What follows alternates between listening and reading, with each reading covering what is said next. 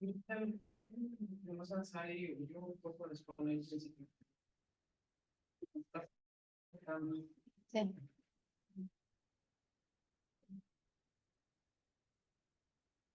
¿Ahí se ve? ¿Alguien sabe cómo cambiarlo de modo presentación?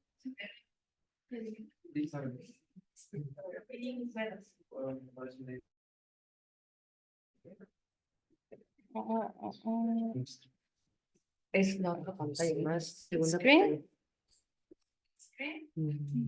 No, es acá en share, ¿no? Según yo es aquí. Vamos a darle compartir otra vez pantalla. Stop share. Que no, vamos a intentar. No, ¿Quién es Alicia Sper? slideshow. No, los demás van. ¿Ya, doctor?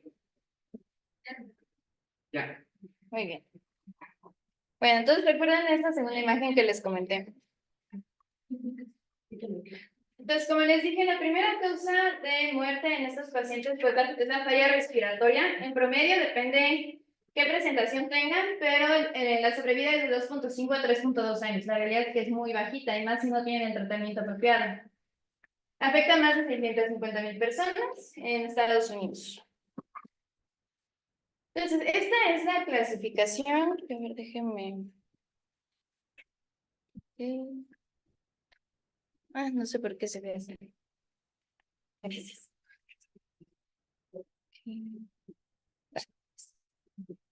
Esta es la clasificación. Tenemos lo que son las neumonías intersticiales idiopáticas, que estas son más del 30%. Vamos a abarcar estas un poquito más en detalle.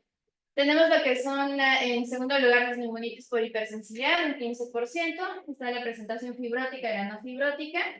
Las que están relacionadas con enfermedades autoinmunes. De estas, las que más se relacionan son las de tejido conectivo, principalmente lo que es la esclerodermia difusa, en un 25%, pero también lo que es la artritis reumatoide y las miopatías, que están entre las primeras tres. También el lupus y otras enfermedades las pueden presentar, pero principalmente son las que les mencioné. La inducida por drogas, la posinfecciosa y la no clasificable.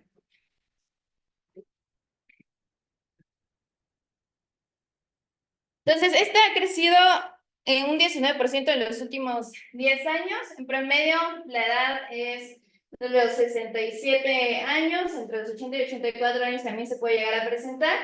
Tiene una incidencia de 3 a 9 en cada 100,000 habitantes. Es más común en mujeres, 3 a 1.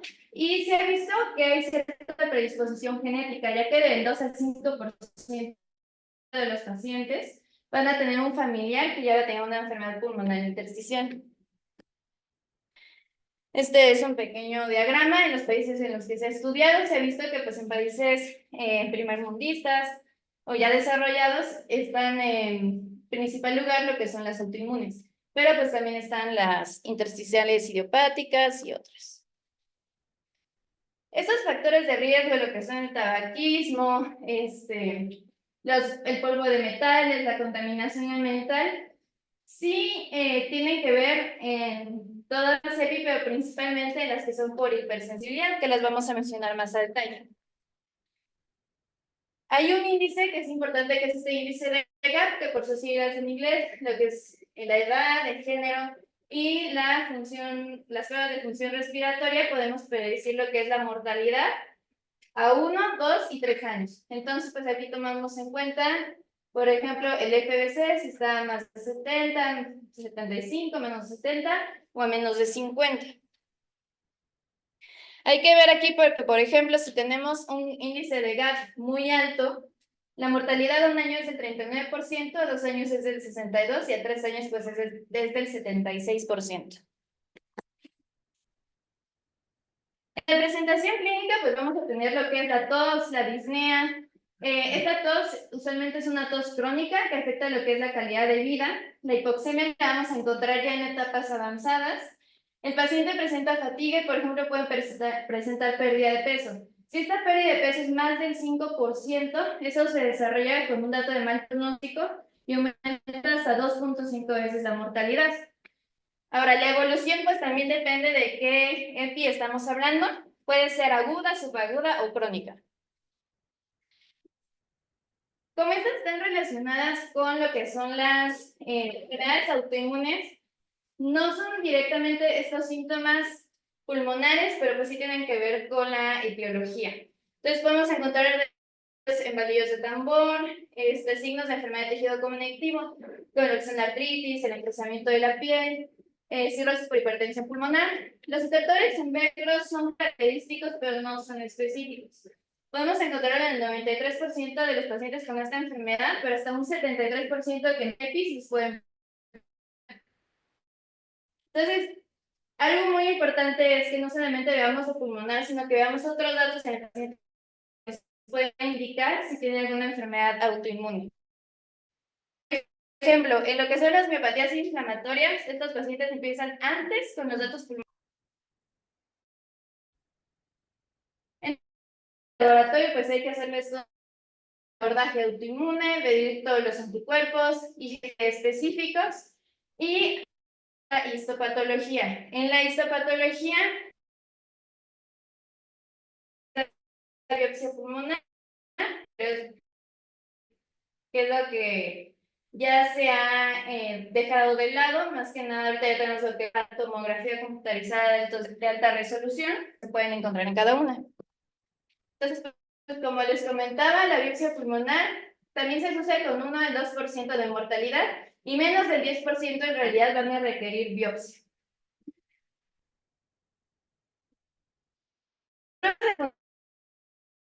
La pulmonar nos van a conocer la severidad, pero también el pronóstico. Entonces, para los R1, ¿cómo se encontraría una espirometría en una enfermedad intersticial? ¿Y ahí cómo verías qué se te afectaría? ¿La relación FB1-FBC o el FBC? El FB1. El FBC. El FBC es el que se ve a menos del 75-70%. Y el FB1-FBC te indica más de lo que es obstrucción. Si encuentras los dos, puede tener un patrón obstructivo y restrictivo, pero para estas enfermedades tienes que tener una disminución del FBC. La DLC o la caminata de 6 minutos, pues también se utilizan para ver pues cuál es la funcionalidad de eso. Ahora, en los estudios,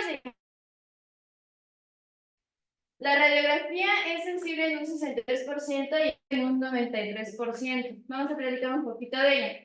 Pero nos vamos a enfocar más que nada en lo que es la tomografía, que es el gold standard. Tiene una sensibilidad del 91% y una especificidad del 71%. Entonces, pues aquí vamos a hablar de lo que son los patrones por imagen. ¿Quién de aquí, que no sean los R4, sabe leer bien una tomografía pulmonar?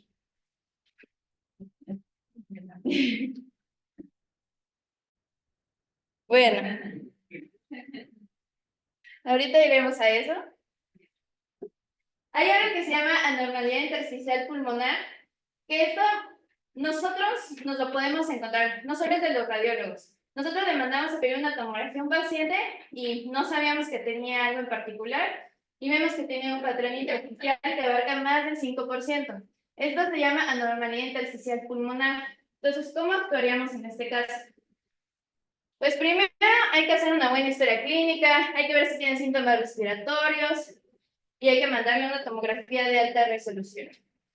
Entonces, tenemos alto riesgo de que sí sea una EPI, pues entonces hay que enviarla a un neumólogo, si la sospechamos, para que le den el tratamiento. Si no, no tenemos así como algún dato, entonces pues hay que ver si tenemos algún dato característico o algún patrón que ahorita vamos a ver radiológico. Si sí lo tenemos, pues se recomienda que si hay algún factor de riesgo se reduzca y que este paciente esté en seguimiento. Y si no, pues... Entonces, para que nosotros podamos entender bien estas enfermedades, tenemos que reconocer lo que son los patrones básicos. Vamos a hacer un repaso de ellos para que ya después sepamos identificarlos. Entonces, sí, es importante recordar la anatomía, que tenemos el bronquiolo terminal, el bronquiolo lobular, el bronquiolo terminal, y vamos a tener lo que es el lóbulo pulmonar primario y el lóbulo pulmonar secundario. ¿Cuál es la unidad funcional pulmonar?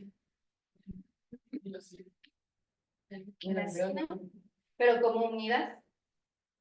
Funcional es el alveolar. Y pues también vamos a tener esos alvéolos, esos asinos se encuentran en el lobulillo pulmonar secundario. ¿Alguien sabe si los podemos ver en una tomografía? ¿Qué? El lobulillo pulmonar secundario. Depende. Si es una tomografía normal, no. Si está patológica, sí. Entonces, el lobulillo pulmonar secundario, pues se conforma por lo que es la trama peribroncovascular, lo que son los asinos. Aquí, esta imagen me gusta mucho, pero no se alcanza a ver bien. Podemos ver lo que es la pared del lobulillo, lo que son los asinos y su trama. Esas tres partes de las que se compone. Esta es otra imagen, un poquito más esquemática. Miden aproximadamente de 5 a 25 milímetros. ¿Y por qué nos importa? Porque esto que ven aquí, que son los septos, es el tejido conectivo. Entonces, eso es lo que vamos a ver afectado, ¿vale? Tenemos lo que es, ¿se acuerdan de que les dije que había intersticio peribronquial, que había subpleural? Por ejemplo, aquí encontramos lo que es la pleura y esta parte sería el intersticio subpleural. Es importante que ustedes lo identifiquen ahorita porque ahorita vamos a ver lo que son los patrones. Entonces, este es el centro del lobulillo, aquí están los asinos y aquí está el intersticio. Si sabemos localizar lo básico, vamos a poder localizar lo más complejo. Esta es una tomografía normal. Se supone que aquí está un pequeño lobulillo secundario, aquí hay otro. Como observan, no se pueden ver. Eso se tiene que ver hipodenso. Ahí. A veces podemos llegar a ver los vasitos, que luego son como los puntitos que vemos. Entonces, hay distintas maneras de interpretar una tomografía, pero pues este se me hizo muy sencillo. Primero hay que ver cuál es el patrón predominante, ¿sale? Pues si es reticular, espinal de abeja, es vidrio esmodulado. En segundo lugar, hay que ver la localización del lobulillo pulmonar secundario. Es lo que le dije. El centro lobulillar, o sea, se ve que está en el puntito, o vemos que está cerca de la pleura, eso sería subpleural, ¿no? Si está cerca de los vasos, entonces sería peribronquial.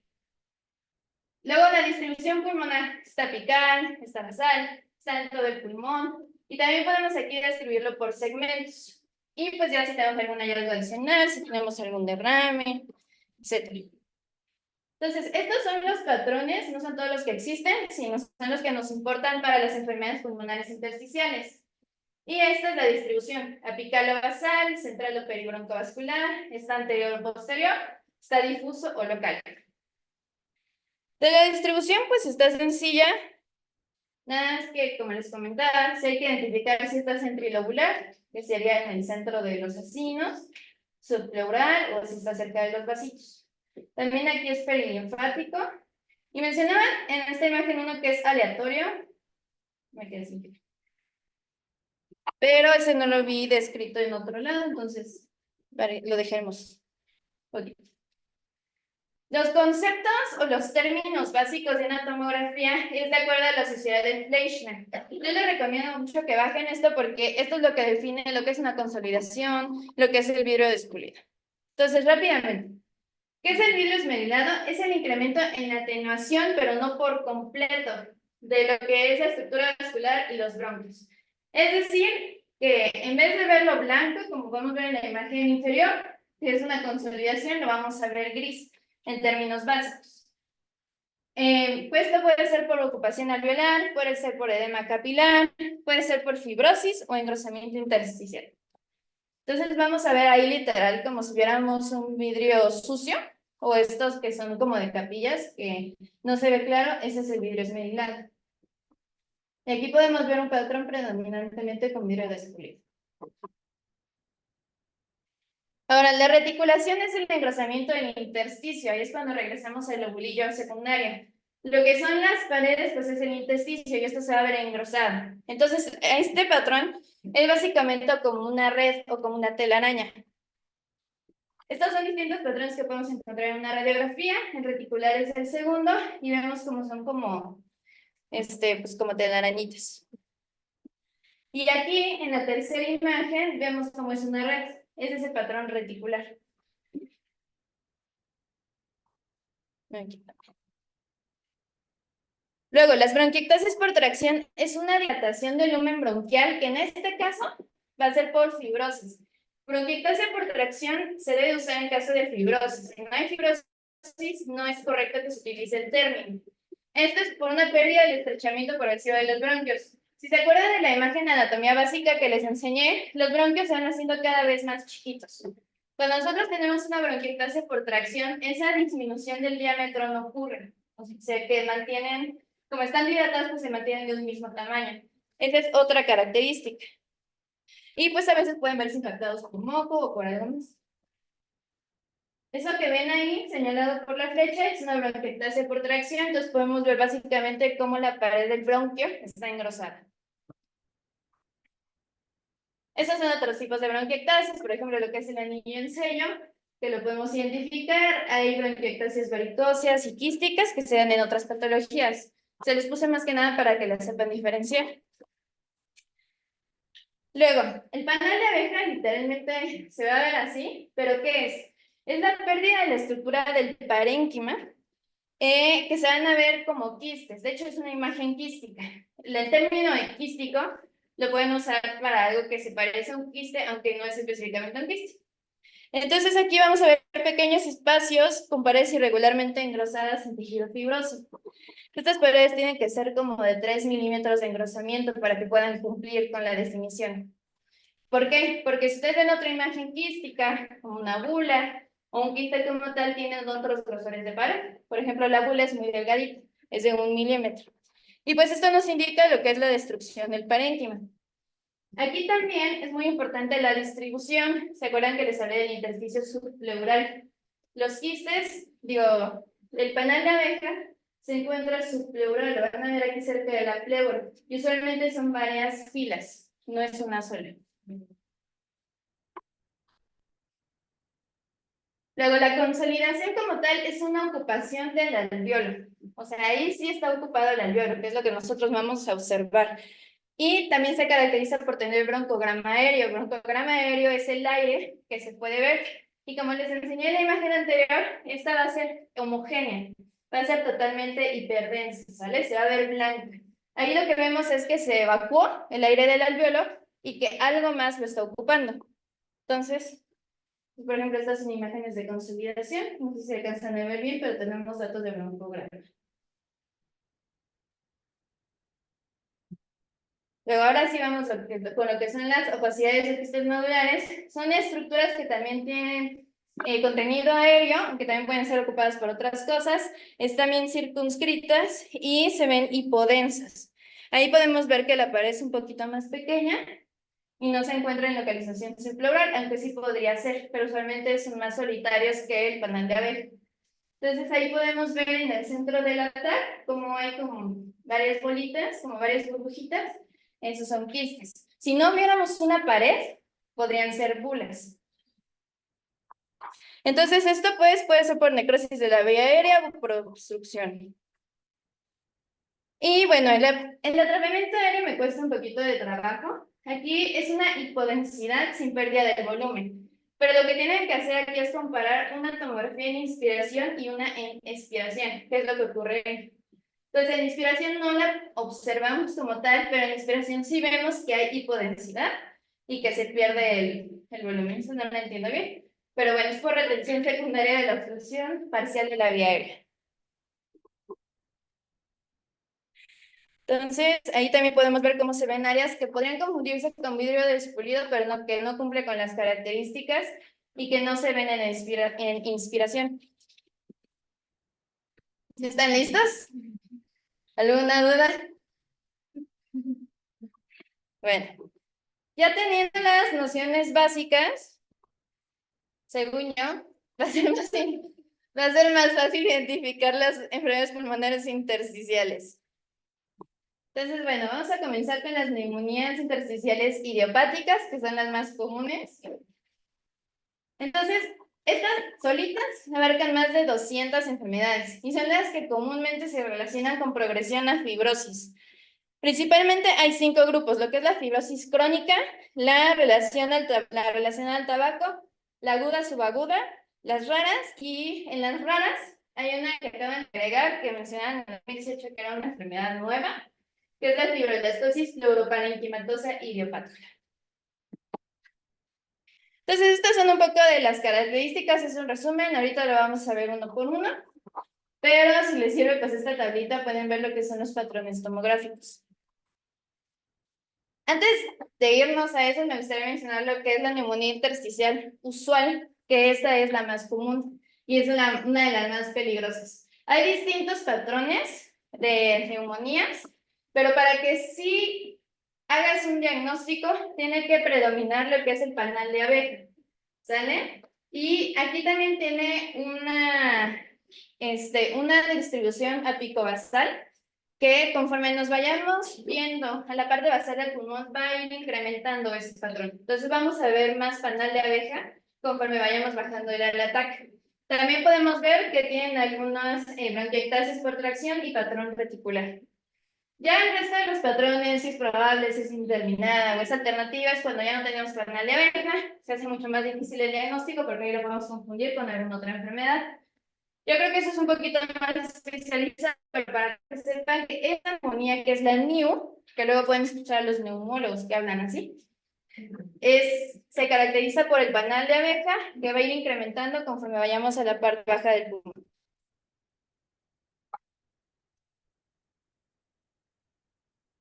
Entonces, en la crónica tenemos lo que es la fibrosis pulmonar idiopática y la neumonía intersticial no específica. En las relaciones al tabaco, la neumonía intersticial escamativa y la bronquiolitis respiratoria asociada a EPI. En aguda o subaguda está la neumonía criptogénica organizada y la neumonía intersticial aguda. Y en la rara está la neumonía intersticial linfocítica y la fibroelastosis pleuroparenquimatosa idiopática. Muy bien. Entonces, la primera de las crónicas es la fibrosis pulmonar. Es la más común de las enfermedades intersticiales idiopáticas. No se conoce la causa, esta puede dar en pacientes que fuman actualmente o que llegaron a fumar. La edad media es de 50 años. La clínica básicamente va a ser la misma en todos los pacientes, sin embargo lo que cambia es la evolución. Aquí va a ser una evolución progresiva. Es de mal pronóstico, tiene menor a 5 años de sobrevida y lo que podemos encontrar es una NIU en el patrón como tal, y estos son focos fibroblásticos y vamos a ver el panal de abeja con algunas áreas preservadas, principalmente lo que es apical. Aquí es importante distinguir cuáles son patrones y cuáles son las enfermedades como tal. La NIO es un patrón. Y pues el tratamiento aquí va a ser ciclosporina y corticosteroides. Al final vamos a ver un poquito más del tratamiento, principalmente en lo que son las autoinmunes, pero son similares. Entonces, bueno, este es el patrón. Recuerden que vamos a encontrar el panal de abejas subpleural. La otra crónica es la neumonía intersticial no idiopática, que aquí va a haber una inflamación homogénea alveolar, que vamos a encontrar pues fibrosis celular y puede ser celular o puede ser fibrótica. ¿Sale? Esta se asocia a veces con enfermedades del tejido conectivo, puede ser neumonitis por hipersensibilidad o por drogas. Entonces esta la podemos encontrar en las distintas pues clasificaciones. Es en mujeres de 40 a 50 años. Los síntomas pulmonares aquí son más leves, no es tan agresiva como la anterior. Y el tratamiento pues también depende de la etiología. Primero hay que tratarla, pero también responden bien a lo que son los esteroides y fármacos citotóxicos. Entonces, algo característico de esta, que es la neumonía intersticial no específica, cuando ustedes vean una tomografía es el vidrio esmerilado. Por eso es que nosotros lo definimos previamente. Entonces, hay que saber distinguir cuándo puede ser una neumonía viral, porque casi siempre que vemos virus esmerilado creemos que es una neumonía viral, pero también pudiera ser uno de estos patrones. Vamos a ver que no hay enfermedad subpleural, no hay generalmente panal de abeja, no hay bronquiectasis por tracción, que nos podría decir que pudiera ser el patrón de un anillo, Pero sí vamos a tener áreas de fibrosis y centro de la periferia, pero tienen que acordarse que esta predomina el vidrio esmerilado.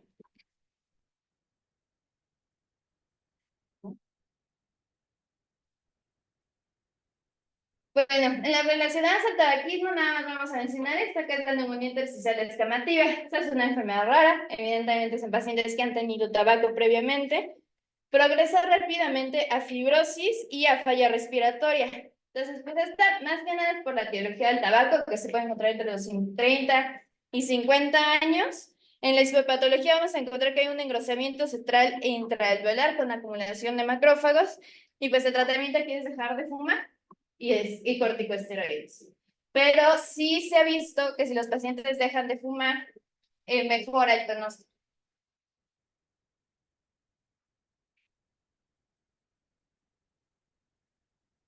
Ya si nos vamos a las agudas o las subagudas, tenemos a la neumonía criptogénica organizada. Esta me voy a detener un poquito, porque les mandé el artículo, porque luego creemos que todas las neumonías con consolidación solamente son bacterianas y no hay otra etiología. Entonces, estas neumonías pues evidentemente van a tener lo que es la consolidación como característica. En el tejido, pues va a haber un tejido de granulación en alvéolos y en los conductos alveolares con infiltrado inflamatorio, tanto en el intersticio como en el alvéolo. Aquí, algo que lo caracteriza es que vamos a ver consolidaciones que a veces sí son precipitadas por enfermedades respiratorias, pero que a pesar del tratamiento no mejoran, ¿vale? Entonces, este sería este tipo de neumonías. Es en pacientes de 50 a 70 años y la instalación es rápida de los síntomas, pero la evolución es crónica. Entonces, aquí estos pacientes mejoran mucho con prednisona de 0.1 o 1 miligramo de 2 a 4 semanas, y después hacemos como la disminución del corticosteroide hasta en 6 semanas. Y se ha demostrado que en estos pacientes que nosotros sospechábamos que era bacteriano, ya no hay antibiótico, no funciona, le damos el corticosteroide, empiezan a mejorar en 1 a 3 días. Entonces, nosotros como internistas tenemos que saber reconocer cuándo se podría tratar de una NOC. Aquí a veces se podría llegar a confundir principalmente en el patrón o en la histología, pero hay ciertas características. Algo que importa en la NOC es que es reversible. O sea, sí podemos ver un daño alveolar con los granulomas, que es como esta primera línea que mostramos, pero llega a haber reversibilidad. No hay una fibrosis como tal instaurada, que si nosotros dejamos que evolucione, sí se puede fibrosar. Pero, por ejemplo, en lo que es la fibrosis progresiva, sí vemos que pues, la fibrosis ya se instauró. Eso principalmente es en la patología. Pero pues esas son como las diferencias. Y una no bien tratada es de buen pronóstico. Como les comentaba, pues aquí lo que predomina es la consolidación, que va a ser multifocal y periférica. Puede ser subpleural o basal, y algo pues que se puede ver en la tomografía si le tomamos una cuando llega el paciente y 3 meses después, es que hay regresión. Entonces, podemos ver también vidrio esmerilado, nódulos, lesiones focales, y el signo del atol reverso, que lo que vamos a ver es una consolidación con un poquito de vidrio descubierto en el centro. ¿Sale? Y pues es raro que presente el fibrosis o panal de Becker. Usualmente esos son datos que nos ayudan a excluirlo. Algo que es un poquito más complicado, que no vamos a tocar en este tema, es que los patrones se pueden superponer. Va a haber sobreposición y eso las hace más difíciles de diagnosticar, pero pues eso ya es más de subespecialista. Entonces aquí, por ejemplo, podemos ver las consolidaciones. En la EPI, por ejemplo.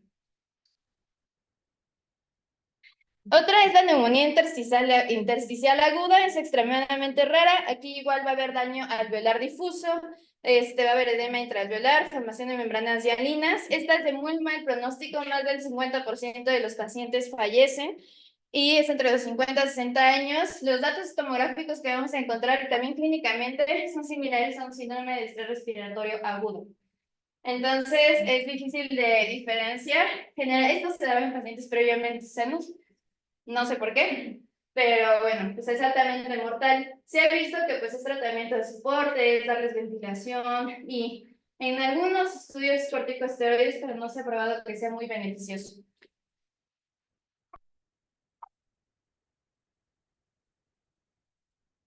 En las raras, que, bueno, por si nos llegamos a encontrar, es la neumonía intersticial linfocítica. Esta, por ejemplo, basan en enfermedades autoinmunes, pues por ejemplo, de linfocitos. Va a haber infiltración difusa de linfocitos a las y células plasmáticas en lo que es el tejido conectivo y en los alvéolos. Esto es más común en mujeres de 50 a 70 años. Aquí la tos y la disnea es muy crónica, pero no provoca gran molestia, entonces estos pacientes llegan a presentarse hasta 3 años después a la consulta por una tos que no se les quita. Y, por ejemplo, aquí puedes dar corticosteroides. Y aquí las imágenes que vemos pues son imágenes más quísticas. Y pues en las raras también la fibroelastosis pleuroparenquimatosa.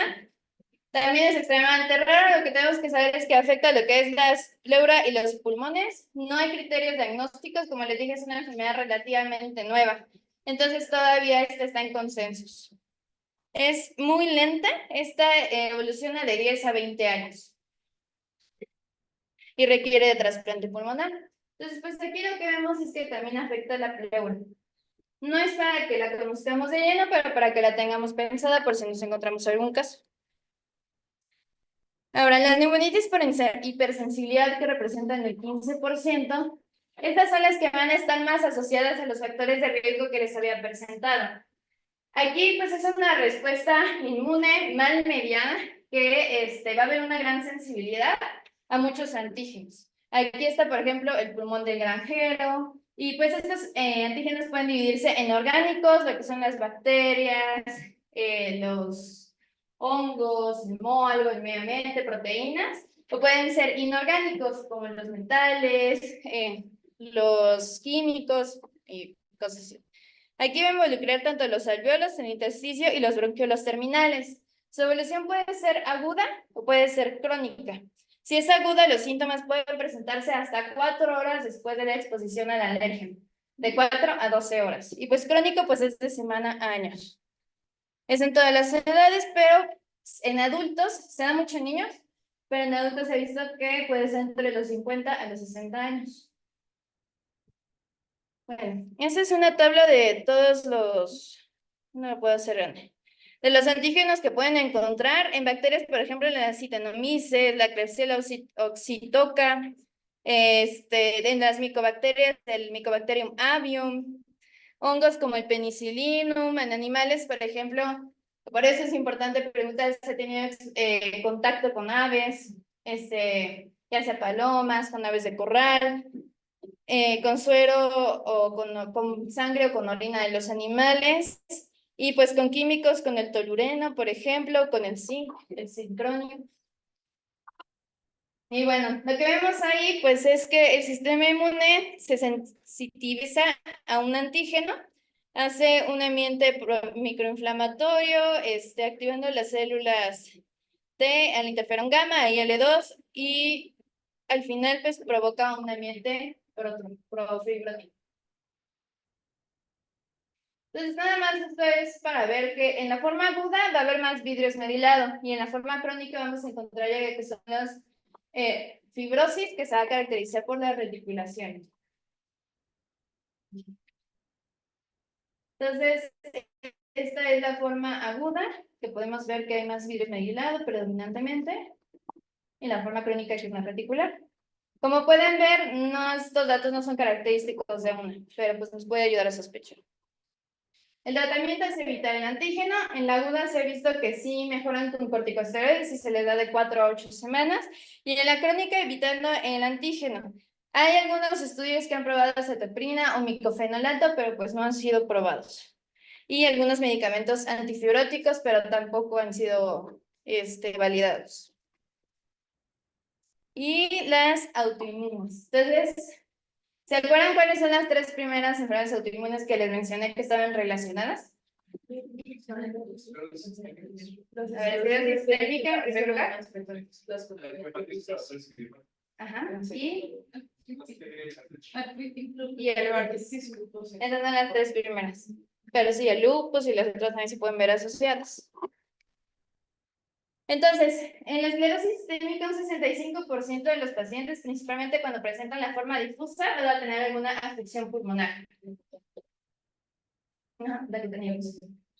En la miopatía inflamatoria, de un 34 a un 45% de los pacientes, de las polimiositis, los síndromes antisintetasa, dermatomiositis.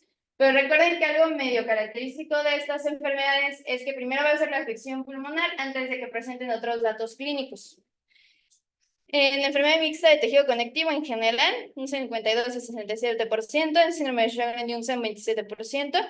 En esta literatura decía que del 1.5 al 5% era artritis, pero si nos vamos a las guías del ATS, dice que es la que está en tercer lugar. Entonces, factores de riesgo, principalmente en estas tres, se ha visto que en el artritis, pues el tabaquismo, la enfermedad avanzada del sexo masculino, y si está asociado a este gen MUC5B. En la esclerosis sistémica, en la difusa cutánea, es un factor de riesgo. Si encontramos el anti-SCL70, es muy probable que vayamos a ver en manifestaciones pulmonares, pero también si vemos los ANAS positivos. Y sí he visto que si tienen raza negra, un alto puntaje en el índice de Ronan, también se puede ver asociado. Y en la miopatía inflamatoria principalmente es con HLA-DRB1 y el B81. Es 2 veces más frecuente en mujeres y también la raza afroamericana se ve afectada. Principalmente aquí lo que interesa es qué patrón radiológico van a presentar. Entonces, la artritis va a ser una neumonía intersticial, la otra va a ser una no específica y la otra puede ser una, la que es de miopatías inflamatorias puede ser una no específica con una no. Entonces, algunos signos que podemos encontrar en las radiologías que nos pueden indicar que se trata, que está asociada con una enfermedad inflamatoria, por ejemplo, es el signo del lóbulo superior, donde vamos a ver que hay fibrosis en el lóbulo superior anterior, pero que el resto del lóbulo está respetado. Ese es ese signo. El panal de abeja también se va a ver en más del 70%, o sea, va a ser un panal de abeja muy agresivo en la tomografía, y tenemos el signo de borde recto, que vamos a ver que hay aislamiento de fibrosis en las bases sin extensión al resto del lóbulo. Esos son los tres signos que pudiéramos ver. Entonces, como ven, pues predomina el virus merilado, es una no específica en la artritis reumatoide. Aquí predomina el patrón de panal de abeja, es un NIU. Y pues aquí podemos ver una no, que está asociada principalmente a las miopatías inflamatorias. Ahora, el tratamiento, pues depende mucho de cuál nos encontremos. Aquí vamos a tocar más que nada lo que es en las autoinmunes. Entonces tenemos los antifibróticos, entonces tenemos pirfenidona, que aquí es un antifibrótico que se ha visto en algunos estudios, como el Ascent, el Relief, y hay varios que lo han probado, que lo que van a hacer es mejorar el FBC, o sea, la capacidad funcional, eso es con lo que se compara. Entonces, va a disminuir la reducción del FBC. Es decir, por ejemplo, en el grupo que no usaron pirfenidona, vamos a encontrar que hubo una progresión, una disminución de la función de 428 mililitros, al contrario del grupo que sí lo utilizó, que disminuyó nada más 235 mililitros. Hay una mortalidad del 72%, y pues, ¿qué efectos adversos se vieron? Que había un rash fotosensitivo, que había náuseas y anorexia. Muchos de estos pacientes en general presentan lo que son las náuseas, pero sí mejora lo que es la capacidad funcional. Y en el Relief también se vio que mejoraba la función pulmonar. En el nintedanib sí es a 52 semanas, no es inmediata, es a 52 semanas. El de nintedanib también ha habido varios estudios, los más importantes son el Impulsis 1 y el Impulsis 2. El Sensix y el INTE. Por ejemplo, el Impulsis 1 y el Impulsis 2, lo que vieron también fueron los efectos adversos, que predominó la diarrea en el Impulsis 1 con un 65% de los que usaban INTE versus los que no, y un 63% en el Impulsis 2. Lo que se enfocó en Sensix, más que nada, fue compararlo con micofenolato. O sea, eran los que usaban INTE con micofenolato o solamente micofenolato. Y también se vio que la reducción de la función pulmonar era menor a comparación de los que no lo tenían. Y en el INVIO vieron los pacientes que tenían una enfermedad pulmonar versus los que no la tenían. Aquí hay una tablita que compara lo que es la pirfenidona y el nintedanib, pues el número de tabletas, los efectos adversos, como dijimos, pirfenidona principalmente va a ser lo que es la náusea. Por ejemplo, si necesitamos terapia de anticoagulación, que se necesita como pirfenidona, si se puede usar en infartos o en enfermedad isquémica. Pues bueno, esos son los antifibróticos. En los inmunomoduladores, el tocilizumab ha sido probado en los estudios del FACIT y el FOCUS, y se vio que no había mejorado a las 48 semanas la piel de Rodman. Ahí se había visto, pues más que nada, la esclerosis sistémica con este índice. También tenemos que la reducción del FBC fue menor, o sea, sí mejoró la funcionalidad, 117 mililitros versus 237 mililitros. Y, por ejemplo, también se probó ciclofosfamida en el Long Study 1 y el 2, mejorando igual la función. Nada más que en el Long Study 2 se comparó contra miclofenolato, pero no se encontró una diferencia significativa. El rituximab se probó en el estudio de Desires y el Recital.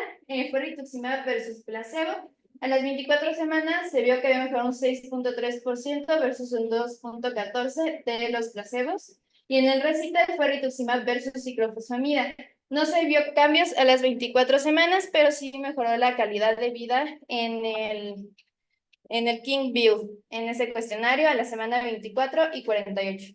Entonces, pues aquí más que nada es saber distinguir cuándo mejoran la función pulmonar o cuándo mejoran la calidad de vida, dependiendo de cuál se esté utilizando.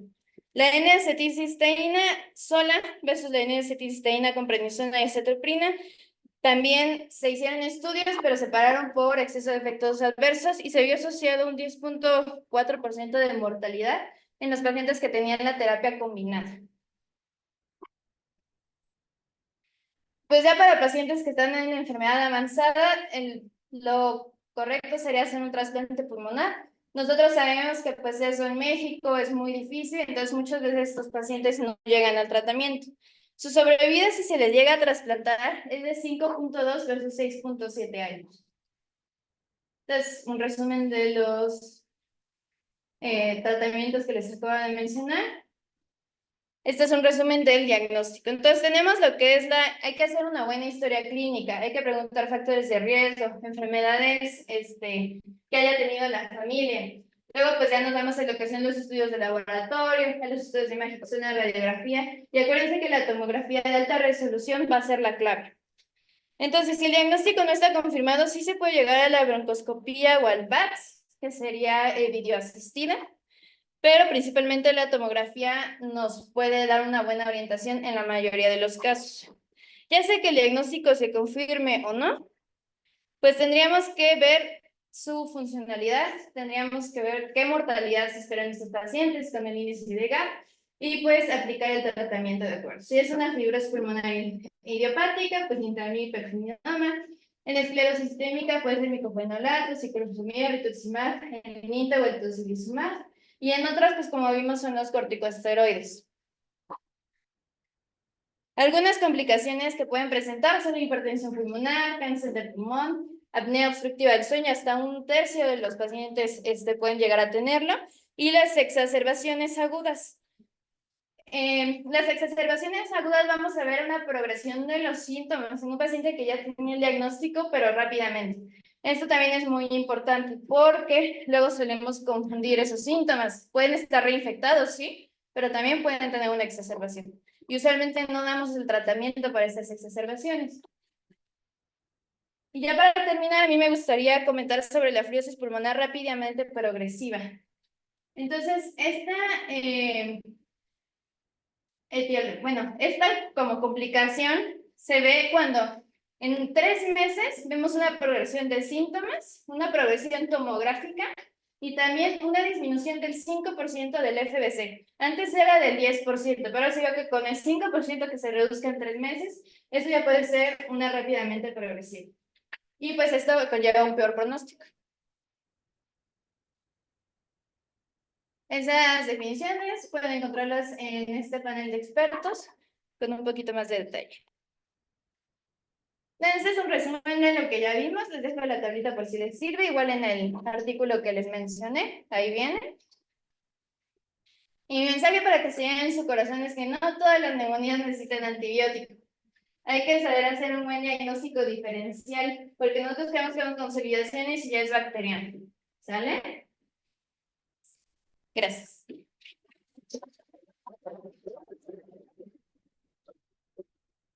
Muy bien. ¿Dudas, preguntas, comentarios? ¿No? ¿No? Muy bien, Sai, muy buenas clases, chicos. Gracias, chicos.